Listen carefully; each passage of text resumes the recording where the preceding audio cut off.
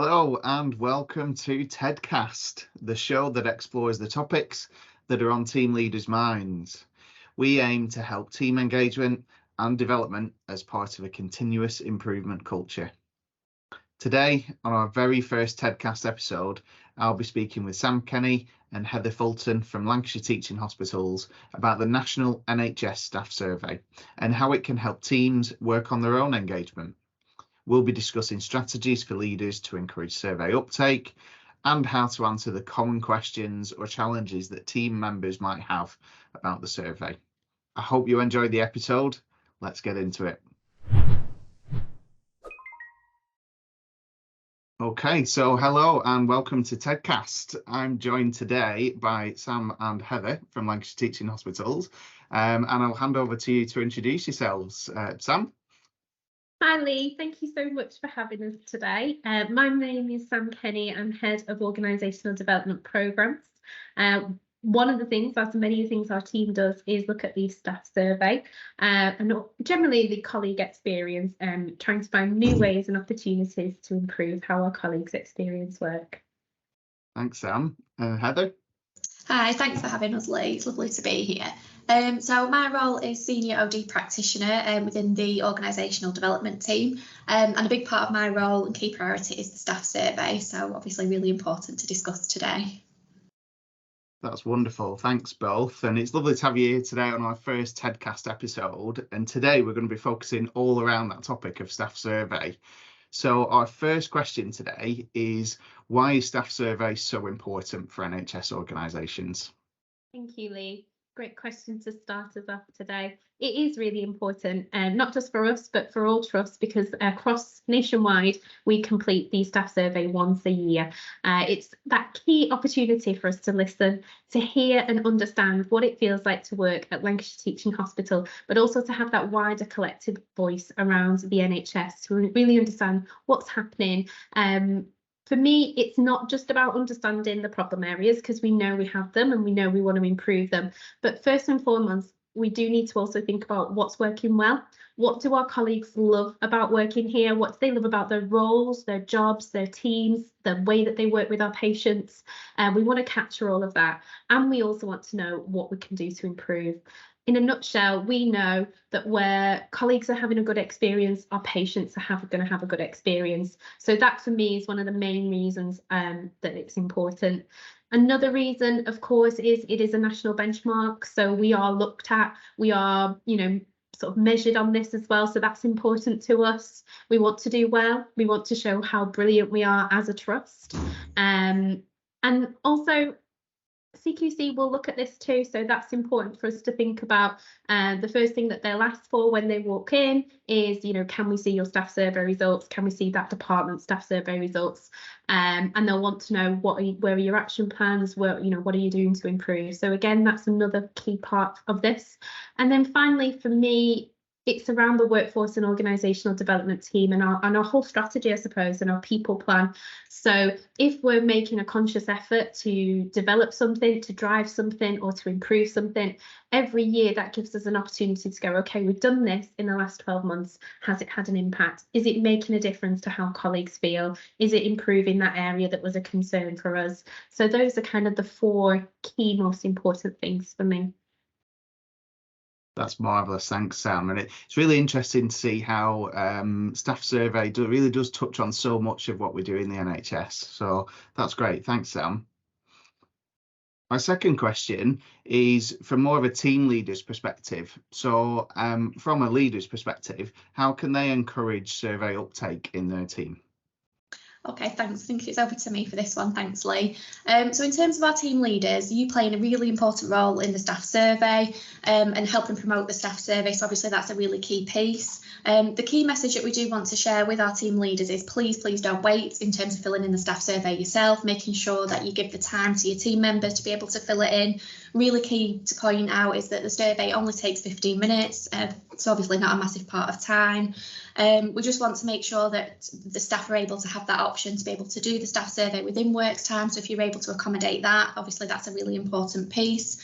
And really just to encourage your staff to obviously share their experiences via the staff survey, and that can be positive or negative, but all feedback counts, and obviously remember your voice counts in the whole process.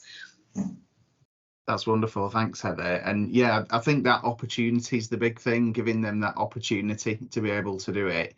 But also using that right language that you use there, really sort of positioning it in the right way. But that's wonderful. Thank you.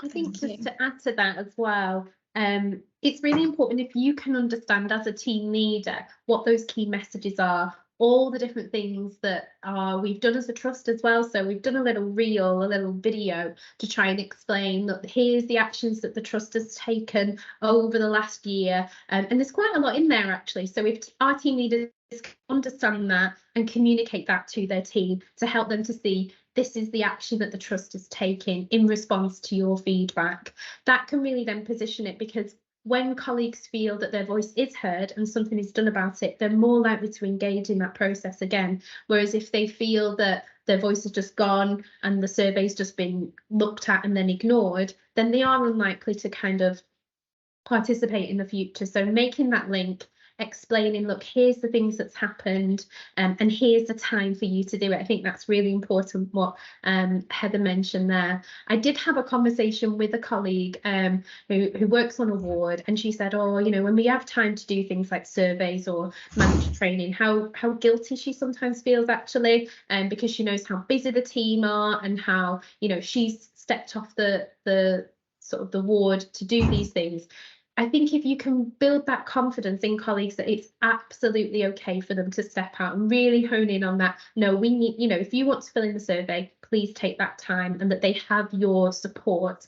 I think that could really help colleagues to feel confident that they're not leaving their colleagues in the lurch for that 15 minutes. I know one team leader actually did it where she set up sort of biscuits in a room with a laptop and was like, look, you know, anyone who wants to go, please go, and tried to make it as pleasant an experience as possible, and just really sort of give that sense of permission. So I think that helps too.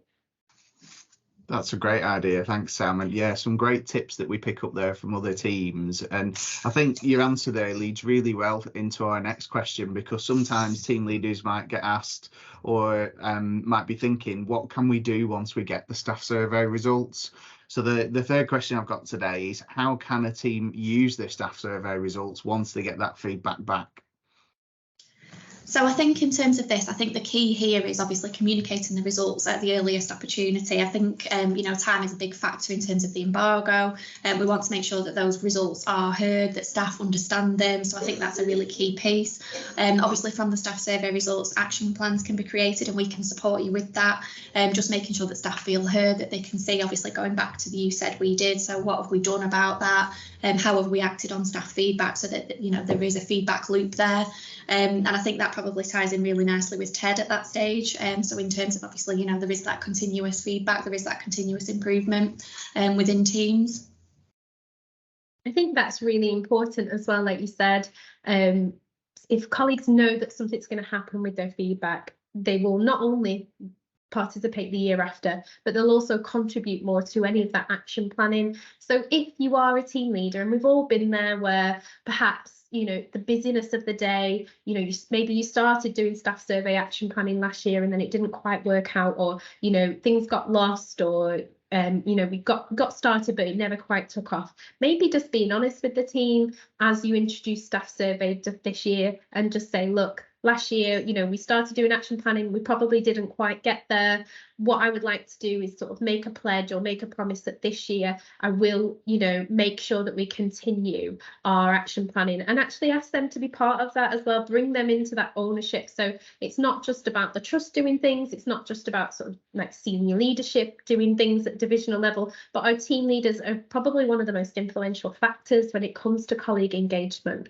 So where we can encourage people to be doing doing action planning at that space and using TED to support them with that. I think that would be really key, and just owning up to it. You know, if you didn't quite get there with your action plan last year, that's okay. Maybe this year is the time where you go, okay, I'm going to work with the team to really focus on our action planning this year. That's a great point, Sam, and I think that fits really closely with what we try to encourage through TED. And that it's okay if you don't get it all right first time. It's a learning process, and you'll get better at it the more you use it. And I think the same definitely applies with staff survey as well.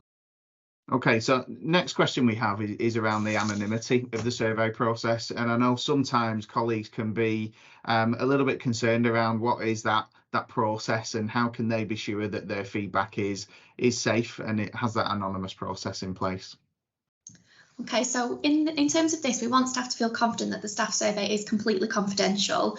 So given with that, what we can tell staff is that it is run by an independent contractor called Picker. There is no identifiable data that's supplied from them to us. Any reminder emails you do receive from Picker are entirely confidential. We don't see the emails. We have no information regarding who has or hasn't completed the survey. And no results at all provided to us in terms of anybody in teams less than 10 staff. So just to give a bit of reassurance around that, just so staff know that it is entirely confidential and anonymous throughout the process. Yeah, I think that's a key point, because you really want people to feel safe, to be as open and honest as possible. And that's something we try to embed in TED as well. And I think I know from my own experience, one of the anonymity measures they have in the staff surveys, if you get less than 11 responses, or I think it's 10 this year, that you won't get that as a team level. So that's one of the ways we sort of position TED, is it will give something to those smaller teams, but it just shows how robust that staff survey process is, and how safe it is for colleagues to give that feedback. Thanks, Heather. In terms of open and transparency as well, what we get from our Picker, we share. So we don't get any hidden files. We just get one big spreadsheet that is a RAG rated sheet, and we're really open and honest, and we share that with our team leaders and our teams. And so yeah, there's no way of us knowing anything. And I guess sometimes I get this question quite a lot, where teams are asking, how is staff survey and TED different, or that sometimes they might feel really similar, because there are similar questions in there. So my last question today is, how can teams use TED alongside staff survey in their practice? I have a little bit of an image, and we'll add this into the video, but how we approach staff survey, the follow-up, which actually is the most important thing. We do a whole big push on getting people to fill in the survey, encouraging uptake, but actually for me, the most important part of this work is after the survey is completed. So some of the things that we do at a corporate level are looking at our results, analysing them, understanding what we need to do as a trust at a corporate level to take action. And some of that might include working with teams as well. So that's something we do at a corporate level. Divisionally, we share the results at a divisional level with our divisional senior leadership teams, asking them to identify what their priorities might be and how that might fit with their current people plans. And then we also ask them to run a TED, because we know if they as a team are effective, if they're running a TED, if they're having conversations, we know that they're going to be a stronger team, and they can then support those managers underneath them. And our team leaders are the same. So you can look at your staff survey results, you can review them, communicate about them. But we do also acknowledge that some of the data that we give with staff survey, it's lag data. It happens in October and November. So if you're getting them after the embargo is lifted in March, the data doesn't always feel meaningful. It's still important to look at it, and you can still say, look, that's where we were in October. Is this still where we are now? And that can be part of the conversation. But then what we encourage you to do is run a TED with your team, because that's going to give you real-time data. It's going to be up to date, and also you have the opportunity at that point to add into the team maybe different people that perhaps aren't included in the staff survey, because the staff survey is very hierarchical. So where if you work in a team, or actually somebody over there is just as important to your team and you'll work together all the time, you can include them in your TED. So that's some of the differences that TED offers. It's really flexible. It's not fixed. It's not mandatory at a certain time in the year. You can actually run a TED whenever you want, and it's not as many questions. So we love staff survey, but it is a lot of questions. And, you know, it's 90 something questions. It does take quite a lot of time, whereas TED is really short, very sharp. And for me, I think TED is a bit easy to interpret, particularly for our team leaders. They're really actionable questions. You know, it tells you that where your problem areas are, whereas staff survey might not be as explicit. When you're looking at your report, you might be looking at it thinking, what's this telling me? Whereas TED really clearly points, team communication might be something you want to work on, and here's some tools to help you do it. This is how you can improve team communication. So I think that's one of the differences with TED. The other thing is that TEDs are owned by our team leaders. You get to decide when, you get to decide who, and you own those results. You're not waiting for HR or OD to hand them over to you. You set it up yourself, you're in complete ownership, and it's just really flexible. So if you wanted to run a TED in 6 months to see if you've made a difference, you can do. Whereas with staff survey, obviously you just have to wait for the next annual cycle. So some of our teams run one every 6 weeks, 6 months. I mean, you could run it every 6 weeks if you want to. Probably wouldn't recommend that, but it's just really flexible. For me, is key. But there are lots of similarities between staff survey and TED.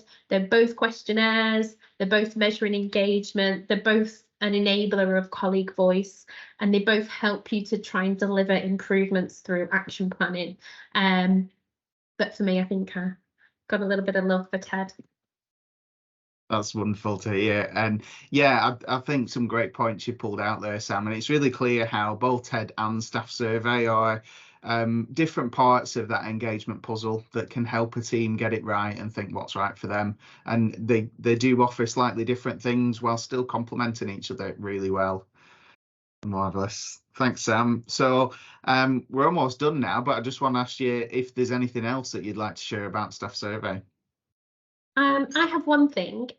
Last year we ran a team giveaway as almost a thank you, particularly for how much people went above and beyond last year to support engagement with the staff survey. So what we did is we had 50 £100 vouchers, and we gave them away to teams, and we split it evenly across the divisions so that we wouldn't just give, say, for example, if we just gave it to the top 50, it would probably most likely be colleagues who are desk-based who would have won that. So we didn't want that to happen. So what we've done is we've split it across the divisions equally, so been really open and transparent, and we take the top survey responses. We do remove management teams because we want to give it to our frontline colleagues. And then we gave away, like I said, 50 £100 vouchers to teams last year. And I think our teams really love that. We had teams telling us that they put on buffets and done little socials and connected. We've had teams who, I think some of our estates teams went out and bought sort of breakfast for people. And then I think some of the teams did things like they bought microwaves or kettles for their team area as well. So it's really nice that the team can choose themselves what they want to spend that money on, and then hopefully it gives a much bigger prize for people. So this year we're doing the same thing. So if your team needs an incentive, hopefully they want to fill out the survey, but if they need an incentive, the top 50 teams across the divisions will receive a £100 voucher. So good luck. That's wonderful. Yeah, and it is great that teams have that extra added incentive, and also a way that they can celebrate as well. If they do get that big survey uptake, then absolutely it's something to celebrate. And we're really proud of all the feedback that people give through staff survey. So that's marvellous. Well, thank you both for joining me today. It's been wonderful to hear about staff survey.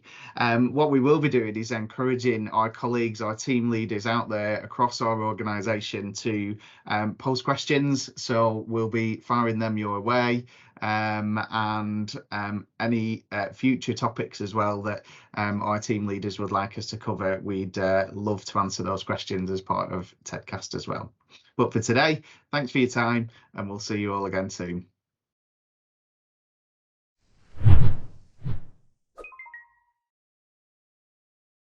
So we hope you enjoyed today's episode. Thank you so much for watching. If you've any questions about today's topics, please post them in the comments or replies to this post. If you've any future topics that you'd like us to cover, let us know. Or if you'd like to appear on a TEDcast, you can come along and share your team story. Please get in touch. We'd love to hear all about you. But until then, take care and we'll see you next time.